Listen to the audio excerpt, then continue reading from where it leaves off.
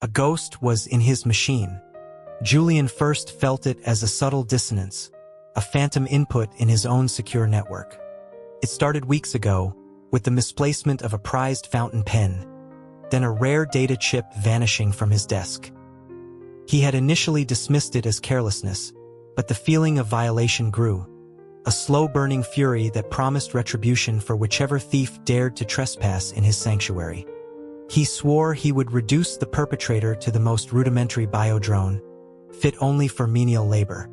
An alert chimed, a sterile sound in his minimalist penthouse. His personal assistant, a bioconstruct with a placid, unervingly perfect face, informed him that Overlord Sterling requested his presence. Julian stood before the man who controlled the Western Seaboard's tech sector. Sterling, perched in his throne-like chair atop a corporate spire that pierced the clouds, did not waste time with pleasantries. He spoke of a new rival, Magnate Vance, who had acquired a formidable conductor, an artist of neural manipulation whose prowess was rumored to surpass even Julian's. Sterling's inquiry about Julian's willingness to investigate this upstart was laced with the cold steel of a command. Julian assented, knowing refusal was not an option. The journey to the neon-drenched metropolis of Ethelberg was filled with unsettling whispers. This new conductor was a phantom, a ghost in the code who called himself Anonym. No one had seen his face, yet his reputation was forged in the wreckage of his opponents. He had issued a challenge to every conductor of note, and one by one they had fallen. Julian overheard conversations in hushed, reverent tones in the city's data dens. Even the legendary Soul Weaver, a titan of the old school, had been systematically dismantled by this Anonym. It was said that the title of the world's foremost conductor was about to change hands. Julian felt the corner of his lip twitch. Anonym. It had been a long time since a worthy opponent had emerged from the dregs. A pathological thrill, cold and sharp, pierced the veil of his annoyance. This world was so dreadfully dull. A datagram, delivered via a silent drone that adhered to his window for a moment, summoned him. Magnate Vance wished to see him that evening, aboard his private sky yacht, the Seraphim. The yacht was a vessel of decadent light and sound, floating high above the city's electric glow. Vance, a young man with ambition burning like a fever in his eyes, greeted him with a smile that never reached them. He offered Julian a cocktail, his tone making it clear it was not a request. Julian's attempt to discreetly dispose of the drink was thwarted by a figure in obsidian armor who stood sentinel at Vance's side. The man's face was concealed by a chrome mask wrought into a demonic snarl. A powerful hand clamped around Julian's wrist, the pressure immense, threatening to pulverize bone. Julian glanced at the faint, shimmering traces of neural threads emanating from the armored figure. This was Anonym. The drink, Julian realized too late, was not poisoned but laced with a powerful psychoactive agent. A feverish heat began to bloom deep within his core. Vance gestured to a dancer, a marvel of genetic engineering, and suggested she might be a suitable gift to Julian for the evening. Julian's brow furrowed. He informed Vance that he had no interest. Vance pressed, insisting that he must leave with someone. A surge of drug-fueled defiance coursed through Julian. He asked if his choice was truly unrestricted. Upon receiving Vance's confirmation, a wicked impulse took hold. Julian raised a hand and pointed directly at the masked conductor. He would have him. A stunned silence fell over the deck. All eyes shifted to the menacing figure in the chrome mask. Through the mask's dark visor, Julian felt an intense, unreadable gaze lock onto his. To everyone's astonishment, the masked man gave a slight nod. Vance roared with laughter, declaring it a night to remember and urging them to depart, for such opportunities were precious. The conductor approached, sweeping Julian into his arms in a display of dominance, a clear statement to all onlookers of who would be in control. As they entered a private suite, Julian was thrown onto the sprawling bed. He did not resist. The drug had incinerated his rational mind, leaving only a long-suppressed primal hunger. A hand covered his eyes. He heard the hiss of the mask's seals disengaging, and then a mouth descended on his. In the heat of the kiss, Julian made a sudden move to pull the hand from his eyes.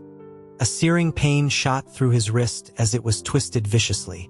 The man's voice, a cold whisper against his lips, warned him against useless gestures. His clothes were shredded by invisible threads, the sudden coolness on his skin a shock. He gasped, not from shame, but from the agony in his wrist and the profound sense of violation as the alien threads wrapped around him. A chillingly intimate imprisonment. The threads felt impossibly familiar, resonating with a frequency that vibrated in his very soul and filled him with a primal dread. He choked out the name Anonym, trying to reclaim a sliver of control, asking if this was his method of hospitality. A low chuckle rumbled from the man's chest. He whispered that someone had once taught him that methods were irrelevant, only results mattered. He promised it would be a night to remember. Julian, never one to deny his own nature, soon found himself responding, surrendering to the intoxicating wave of sensation. At the peak of their encounter, when his captor's guard was at its lowest, Julian twisted his head, his eyes flying open to see the face above him.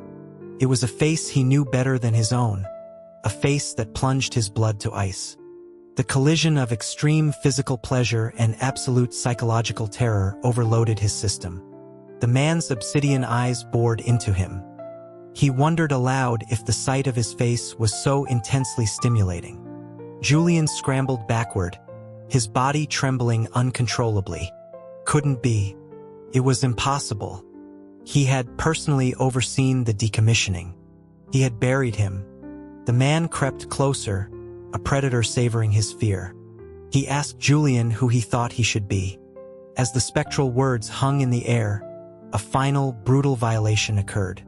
The drug and the shock left Julian helpless as his body was driven by a storm of sensation, betraying his mind by arching into the encounter.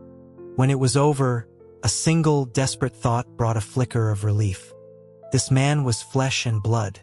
Silas had been a construct, incapable of such a biological conclusion. It wasn't him. The night was a tempest. Julian was a ship tossed on a merciless sea of humiliation, rage, and an undeniable, deep-seated physical craving.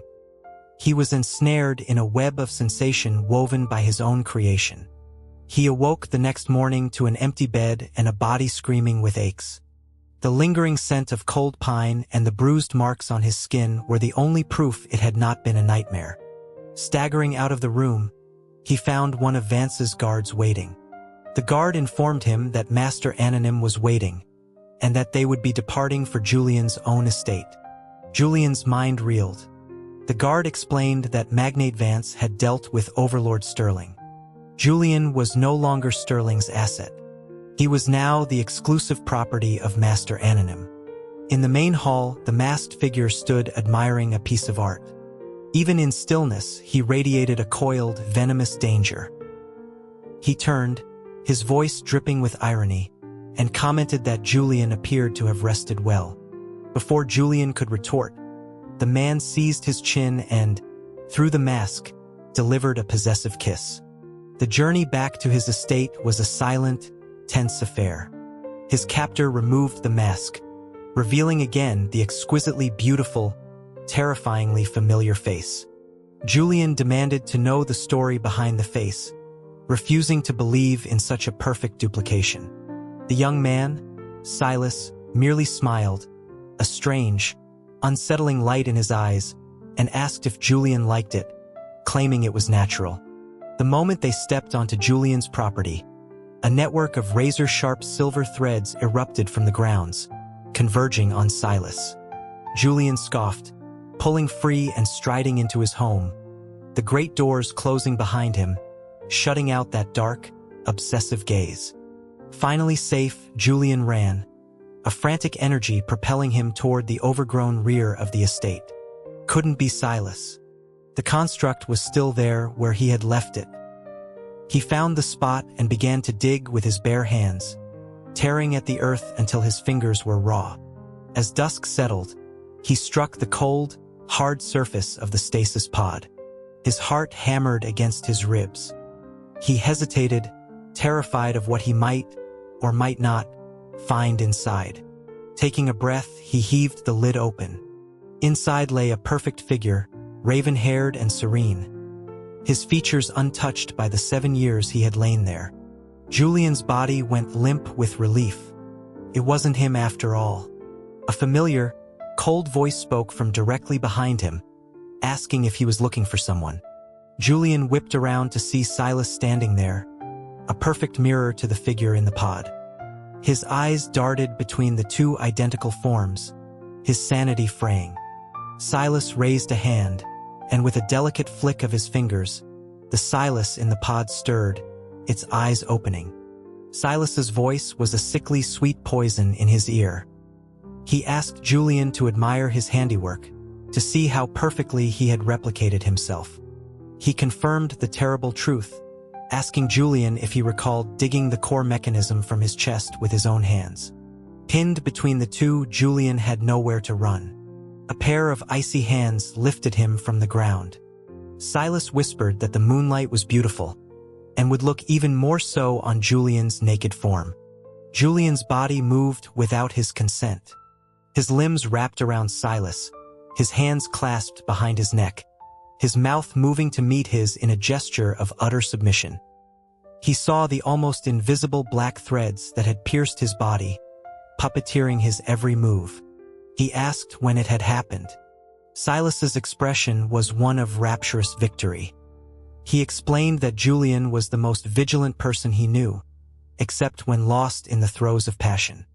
In his years buried beneath the earth, he had dreamed of this moment, of using the very skills Julian had taught him to repay every second of his suffering, 100-fold. Now it was Julian's turn to please him.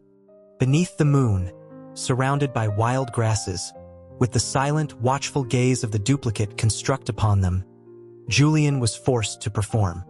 He felt a mechanism deep within him, one he himself had designed for Silas's body.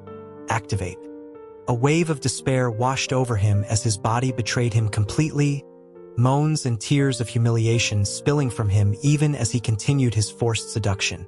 Silas captured his mouth, swallowing his pleas. He murmured that constructs never tired, and that Julian had better not break before he was satisfied.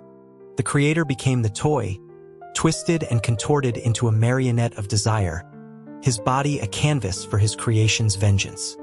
He was lost in a sea of degradation, his mind and body finally succumbing, shuttling between consciousness and oblivion. When it was over, he lay limp and broken in Silas's arms. His own scent mingled with the cold pine of his tormentor. He hid his face against Silas's chest, a fleeting moment of cowardice in the face of his utter ruin. Silas held him tighter, whispering for him to allow himself this weakness, to depend on him. This was a nightmare of his own making. A decade ago, he had found Silas, the sole survivor of a corporate purge, beautiful and broken. He offered salvation in exchange for servitude. When Silas refused, Julian's predatory nature took over. He did the unthinkable, the one thing his own mentor had warned him against. He converted a living human into a construct. Silas had survived the agonizing process, becoming Julian's most exquisite work of art. His mentor's words that a construct with a soul would eventually break its bonds were ignored. He had believed only in the threads in his hands. He made Silas his bedmate, his every action dictated by Julian's will, until the day Silas used his newfound abilities to exact revenge on one of his family's killers. Julian realized then that he had created a thinking weapon, one that had secretly learned his own art. The ensuing trouble was a nuisance, and Julian despised nuisances. He ripped the core from Silas's chest, crippling him, but not before Silas nearly severed his hand. He chose not to wipe Silas's memory, wanting him to be fully aware, to feel the hatred and despair, as he was sealed in the earth. That was his punishment for betrayal. He still remembered the look in Silas's eyes as the pod lid closed, the pure, distilled venom, and the promise that if he ever got out, he would drag Julian to hell with him. The next day, Julian soaked his aching body in a steaming bath. As he relaxed, a hand shot out from behind him, clamping over his mouth, while an arm locked around his waist. Silas's voice, warm and intimate, breathed against his ear, wondering why his master would bathe without his servant in attendance. Julian sneered, asking what part of his current behavior resembled a servant. Silas considered this, then mused that perhaps their relationship had evolved beyond master and servant. He wondered what he should call Julian now. Darling? Sweetheart? Julian? The names, each more cloying than the last, made his skin crawl. He told Silas he was disgusting. The arm around his waist tightened like a vice. Silas's voice dropped, becoming a serrated edge of fury, reminding Julian that he had warned him not to provoke him. The water roiled as Julian struggled, but his body was weak, and Silas's threads, fine as spider silk, were already moving through the water, exploring, violating. He bit his lip until it bled, stifling the sounds of pleasure that threatened to escape. Silas wiped away a tear of ecstasy from Julian's cheek, then licked the blood from his lips. Julian passed out. When he awoke, he was in Silas's arms. Seeing his captor asleep, a murderous impulse seized him. He knew it was likely a trap, but the temptation was too great. His hand snaked to a hidden compartment in the headboard, retrieving a monomolecular blade. He plunged it into Silas's chest. The cavity was empty. A construct couldn't function without a core. It defied every principle he had ever learned. A hand seized his wrist, and Silas's eyes snapped open. He tutayed, observing Julian's shock, then twisted his wrist. A sharp crack echoed in the room. Pain, white-hot and blinding, erupted in Julian's arm. He cried out. Silas's face was a mask of anguish and rage. He lamented that Julian always chose to remind him of his lack of love at the precise moments he felt himself softening. He recounted the 7 years in the dark, the soul-crushing loneliness, how he had survived only by clinging to the memories of his love and hatred for Julian. He confessed that from the moment Julian had torn out his core, he had been without one. He had spent those 7 years rewriting his own code, rebuilding his body, making himself a being without weakness. A corrosive jealousy ate at Julian. A technique he had sought for decades, Silas had perfected out of sheer hatred. Silas forced Julian's face up, his eyes drinking in the envy. He commanded Julian to hate him more, to let that hatred fill him until there was room for nothing else. Julian thrashed, calling him a madman. He knew now, with chilling certainty, that there would be no escape. Silas's fingers danced, and Julian's body moved, pinning Silas beneath him. He bit and clawed a caged animal. Silas merely let him, murmuring that he wouldn't feel pain. After an eternity, Julian lay spent, glaring through red-rimmed eyes. He asked what it would take for Silas to let him go. Silas smiled. He proposed a wager, a duel in 1 month's time. If Julian won, he was free. If he lost, he would stay and be entwined with Silas until the end of time. Days bled into weeks. Julian stood before the recalibration forge, staring at the molten metal within. If Silas could find a way to exist without a core, then so could he. It had to be possible only for a construct made from living flesh. He could not lose to Silas. His pride, his entire identity was at stake. Enduring the crucible of transformation, he emerged something new. He examined his own hands, the joints now seamless and artificial.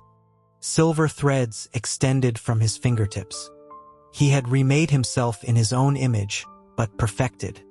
The control he now felt over the threads was sublime, unprecedented. The path to a coreless existence was now clear. He began the painstaking process of self-disassembly and reconstruction. Finally, with a triumphant laugh, he succeeded. He was the master. The duel was set for the place of Silas's burial. Silas arrived clad in white, the same clothes he had worn 7 years prior, a revenant returning to his own grave. Julian attacked first, his silver threads slicing through the air.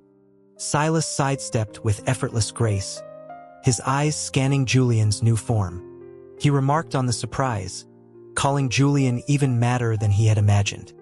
His own threads, black as the void and cold with the chill of the earth, met Julian's.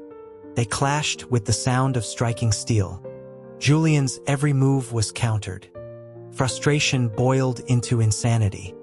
Silas, with infuriating calm, even offered critiques of his technique. The black threads, like living serpents, began to crawl up the silver, seeking to usurp his control. Julian repelled them, simultaneously activating constructs buried beneath the soil. They burst from the ground, weapons aimed at Silas. Without looking, Silas's fingers twitched. The constructs froze, their optical sensors flashing red, and turned on Julian. At the same time, the black threads found their way inside him, seizing control of his new, mechanical body. The feeling of absolute helplessness returned, colder and more complete than ever before. A blade point stopped a millimeter from his eye. Silas's voice, laced with pity, declared him the loser. He had paid the ultimate price, sacrificing his humanity, only to fail. His pride, the bedrock of his existence, was atomized. He was dragged to Silas's feet. Staring at the cold moon, his will evaporated. He closed his eyes and asked for death. Silas knelt, his cool fingers wiping a tear from Julian's cheek. He had said he would never kill him. His hand moved to Julian's chest, feeling the empty space within. He leaned close, his voice a curse and a vow whispered into Julian's ear, promising that he would never escape. He lamented that with Julian's new form, he would no longer see him weep with pleasure, but took solace in the fact that he would now be immortal, his companion for eternity. He would find a way to restore his sensations. Someday, Julian felt himself being lifted from the ground. He had lost. He let himself go limp. The silver threads and the black threads were now intertwined, binding them together in a knot of malevolent fate, destined for either mutual destruction or a shared damnation. Deep within the estate's subbasement, Julian uncorked a small vial of black fluid. After the duel, Silas had bound him completely, his threads woven into every joint and actuator of Julian's new body. But Silas didn't know everything. Years ago, Julian had developed a solvent, a compound capable of dissolving the unique polymer of his threads. The ingredients were nearly impossible to acquire. He had only ever managed to create this single dose. He would not be a madman's eternal plaything. The black fluid dissolved the intrusive threads, and the feeling of control flooded back into his limbs. He opened a secret escape tunnel and fled without a backward glance. Breathing the cool, damp air of the forest outside felt like a rebirth. He had sacrificed everything for this freedom. He chose a direction and ran, his new body tireless, a ghost melting into the wilderness. For days he traveled, moving only at night, erasing his trail, altering his appearance. Yet, the feeling of being watched, a persistent prickle on the back of his neck, never left. He saw signs: a broken twig, a stone placed just so, the faintest scent of cold pine on the wind. Silas was toying with him, a cat with a mouse, savoring his fear. The humiliation was a cold stone in his gut. On the seventh night, sheltering in a cave, he heard it. A soft humming carried on the breeze. It was a tune he used to hum absently when Silas had served him years ago. His entire body locked up. A voice, soft as a sigh, came from the cave mouth. Julian. Silas stood there, bathed in moonlight, a terrifyingly gentle smile on his face. He explained that Julian's body bore his mark, a signature coded into his very essence. No matter where he ran, he could be found. Julian's silver threads flared. Silas simply walked toward him, telling him not to bother. He said Julian didn't seem to understand that his new existence came with new rules. Silas raised a hand and snapped his fingers. An irresistible force seized Julian from within. It was not the pull of threads, but something deeper, a command embedded in his core programming. His body moved, against his will, walking toward the man who was both his creation and his doom. Silas opened his arms to receive him. He explained, with a cruel sort of pity, that his control had long since transcended physical threads. It was etched into Julian's soul. Held fast in that embrace, unable even to trigger his own self-destruct sequence, Julian felt a cold dread. Silas's lips were against his ear. He asked why he ran, reminding him of his promise. If he lost, he would stay, entwined with him until death. Julian spat the words out, that every second with a monster like him was nauseating. Silas's body went rigid. Then, a low, unhinged laugh rumbled in his chest. Nauseating, he repeated. Good. Then let us drown in that nausea together. He swept Julian up and started the long walk back. At the edge of the roaring recalibration forge, Julian made his final stand. He gave Silas an ultimatum. Let him go or he would leap into the molten core. He was bluffing, of course. Self-preservation was his primary directive. But he was betting on the one variable he couldn't calculate, Silas's obsession. Silas chuckled, a dry, rattling sound. He called Julian naive for thinking he could ever succeed at self-destruction in his presence. A flick of his fingers, and Julian was pulled away from the precipice and into his arms. Silas explained that now that Julian was also a construct, he had finally figured out how to keep him by his side, forever without separation. Let's become one, he whispered. His hands moved over Julian's body, not with passion, but with the focused precision of a master artisan. He began to disassemble Julian's components, his touch both clinical and possessively intimate. Julian screamed at him to stop, but the soul-deep command held him immobile. Silas leaned in, their foreheads touching. He promised Julian would grow accustomed to his presence, his touch. He would learn to love him. He picked Julian up, and together, they plunged into the crucible. The shock was absolute. Julian remained fully conscious as their bodies melted, their systems fusing, their code intertwining. He fought, but it was useless. As they became one, he felt it. The crushing weight of Silas's love, the razor-sharp edges of his hatred, emotions of an intensity he had never known. And slowly, as their minds merged, a new consciousness began to form. He began to accept it, to love Silas. Perhaps it wasn't so bad. To love Silas was now, after all, to love himself. The long, cruel game of puppets had ended. The conductor and his masterpiece, predator and prey, fused into a singular, eternal paradox. The old, that those who control others will themselves be controlled, had become his final, unalterable reality.